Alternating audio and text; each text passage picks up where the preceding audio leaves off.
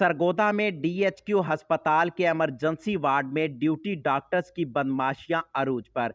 जराये के मुताबिक सरगोदा में डीएचक्यू अस्पताल के इमरजेंसी वार्ड में फालज की मरीजा को डॉक्टर ने बेड से ठोकर मारकर जमीन पर पटक दिया।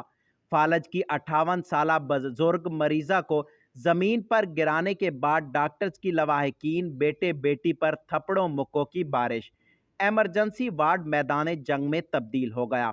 लवाहिकीन ने फालज ज़दा बुजुर्ग मरीजा इमरजेंसी वार्ड में तिब्बी इमदाद ना मिलने की शिकायत की थी। जल्लाद डॉक्टर आपे से बाहर हो गया।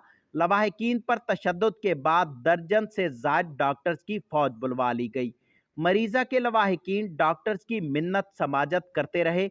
लवाहिकीन ने डॉक्टर की जानिब से तशद्दुद के बाद पुलिस को कॉल कर दी। सरगोदा पुलिस मौका पर पहुंच गई। डीएचक्यू अस्पताल सरगोदा में मरीजों के लवाहिकीन के साथ नारवा सलूक रोज का मामूल बन चुका है, जिस पर डिप्टी कमिश्नर सरगोदा और कमिश्नर सरगोदा की खामोशी भी लम्हा फिक्रिया है। अवामी समाजी हलकों का वजीर आला पंजाब और वजीर आजम पाकिस्तान इमरान खान से फौरी नोटिस का मुतालबा। कैमरा टीम के साथ इदरीस नवाज, सरगोदा।